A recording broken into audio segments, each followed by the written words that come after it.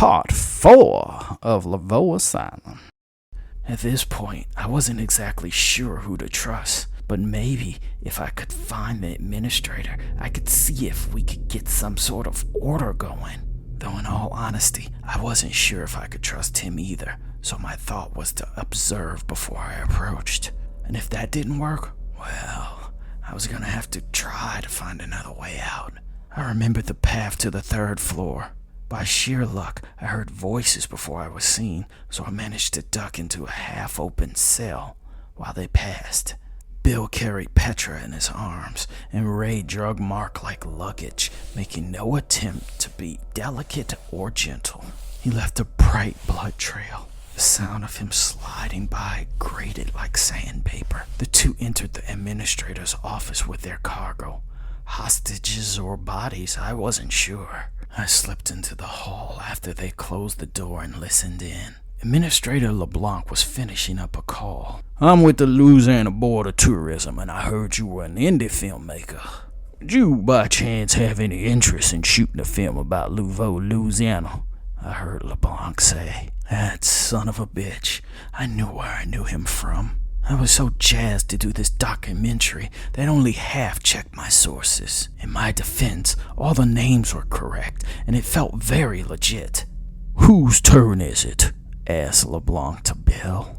"Old Sister Pat," said Ray. "She goes to her, I guess," said LeBlanc. "Who gets him?" asked LeBlanc. "The Gators. He's dead." "I'm getting bored of being LeBlanc. Can I please be Bill?" said the administrator. Bill got really heated really quickly. "Everybody wants to be Bill. It's my fucking turn to be Bill. I'll leave this one here. If the woman doesn't work out, I don't want to make 2 trips, said Ray. "Whatever," said LeBlanc, who picked up the phone and began dialing a number after looking at a sheet of paper. I saw Ray drop Mark's body like he was nothing, and Bill walked with Petra towards the door. I ran back to the nearest open cell I could. As I looked behind me, I saw a rail-thin man painting the walls with his own shit. He looked at me with curiosity over hatred. "This is my house. They told me to stay here until it was time. Is it time?" he asked loudly. I saw Bill moving towards me. He wasn't in earshot yet. I merely put my finger over my lips to quiet the man. He was frail as a skeleton. He didn't stop talking. "Is it time yet? Who are you? This is my house. They told me it was my house." The man pleaded fanatically. I didn't know what to do. I ran over to the little shell of a human being and put my hand over his mouth. He was too weak to resist, but he bit me. I reacted. I had to do it. I took the little man's head with 2 hands and cracked it up against the wall. He moved his lips as if to speak. I cracked his head against the wall. He stopped moving. I had to. Only had a second to think. What else could I have done?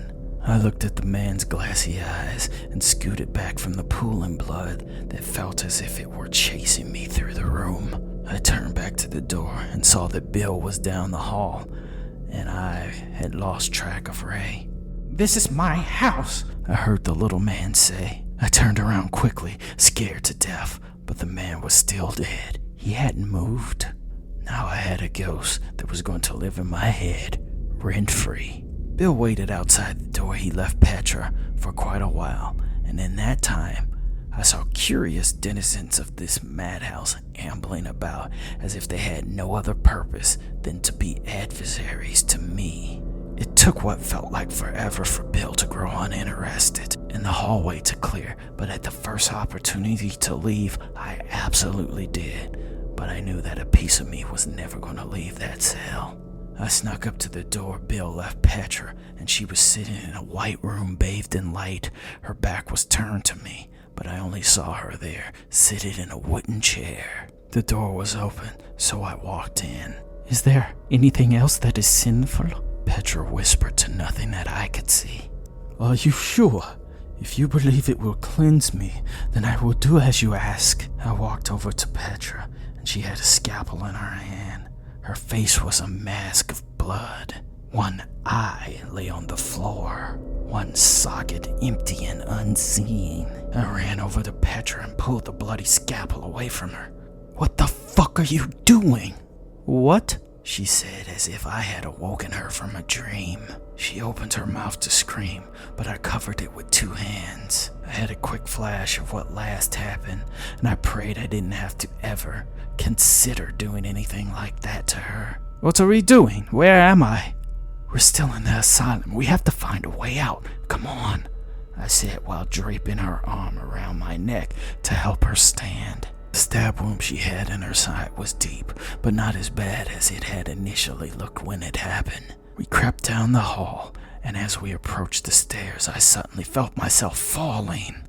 In between sporadic tumbles, I saw Petra standing next to a wispy, spectral figure, vaguely dressed as a nun. I cracked my head on a step, and I was going in and out of consciousness, jolted awake by impacts, then back to sleep. Before I slipped into darkness, I saw Petra standing eerily still, as the apparition whispered in her ear. "His sin," was the last thing I heard. When I woke, I was being dragged outside of the asylum towards the lagoon. Bill Ray and Petra were wearing white orderly coats. It was dark, and if it weren't for the full moon, I would have seen nothing. I played dead. I tried my hardest not to breathe. I was being drugged by Ray. I think it was Ray. I heard a body splash into the water. I half opened my eyes and saw Petra tossing Mark into the water. I didn't fight it when Ray picked me up like a rag doll and unceremoniously dropped me into the swamp. I saw their images distort under the rippling current. As I thought to just drift away and wait for them to pass on, I saw movement. Hungry reptilian eyes barreled towards me. In the darkness, I couldn't tell how many. Teeth shot in my direction. I had to react. I had to risk it. As the uncaring monsters were seconds from striking, I pulled Mark's body closer to me and pushed him. I presented my best friend's body as a sacrifice. I can only hope that he'd understand, and I know that I'd want him to do the same to save himself. Teeth clamped on Mark. They shook violently, but could only eat so much meat at one time. The body of Maisie and Mark were devoured in a feeding frenzy, and I used the haze cloud of blood in the water to swim away.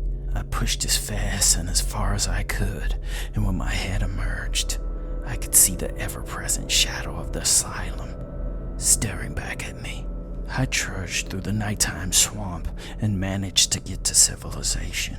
I've tried everything in my power to get the law to go up to Laveau and sort it out, but I've only been met with fear and apathy. As unlikely as it is still listed as an asylum for the criminally insane, and they do still somehow receive actual state funding. Little does anyone know that the inmates do in fact run that asylum. I lost a piece of myself in that place, and I know I will never get it back. I no longer have to hunt for ghosts because they all live in my head.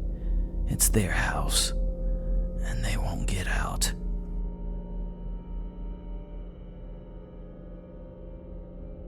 Well done, Zachary. Well done. The Queen is amused. That was quite an accomplishment, living to the end. I thought this was going to be like a Blair Witch type of thing, where some rando found this in the woods or something. Crowns off to you, Mr. Valentino. And if you have another, send it my way. I have quite a bit of work to do tonight, so if you please, children, good night to you. Good morning to me. Stay safe out there.